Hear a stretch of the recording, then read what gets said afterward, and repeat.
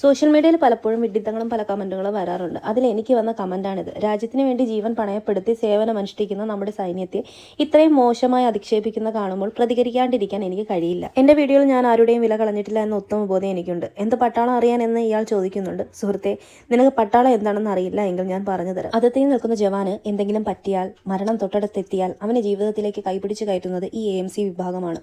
Army medical crops എന്നത് Indian സൈന്യത്തിലെ വെറുമൊരു ഡോക്ടർമാരുടെ സംഘം മാത്രമല്ല. യുദ്ധഭൂമിയിലും സമാന്തര കാലത്തും സൈനികരുടെയും അവരുടെ കുടുംബങ്ങളുടെയും ജീവൻ രക്ഷിക്കാൻ നിയോഗിക്കപ്പെട്ടവരാണ്. സമുദ്രനിരപ്പിൽ നിന്ന് 18,000 അടി ഉയരത്തിലും സിയാച്ചിൽ ഗ്ലേസിയർ മുതൽ കത്തുന്ന രാജസ്ഥാൻ മരുഭൂമിയിൽ വരെ സേവനമനുഷ്ഠിക്കുന്നവരാണ് അവർ. പ്രളയം, ഭൂകമ്പം തുടങ്ങിയ പ്രകൃതി ദുരന്തങ്ങൾ ഉണ്ടാകുമ്പോൾ ആദ്യം ഓടിയെത്തുന്നത് ഈ മെഡിക്കൽ വിഭാഗമാണ് സൈന്യത്തിലെ.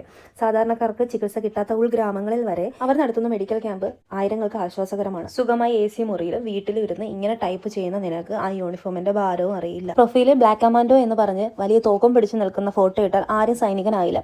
യഥാർത്ഥ സൈനികൻ സ്ത്രീകളെ ബഹുമാനിക്കാനും കൂടെയുള്ള ഓരോ വിഭാഗങ്ങൾ എത്രത്തോളം പ്രധാനപ്പെട്ടതാണെന്ന് കൃത്യമായി അറിയാവുന്നവരാണ്. AMC എന്നത് സൈന്യത്തിലെ നട്ടെല്ലാണ്. ആ നട്ടെല്ലില്ലെങ്കിൽ ഏത് സൈന്യവും തകർന്നു പോകും.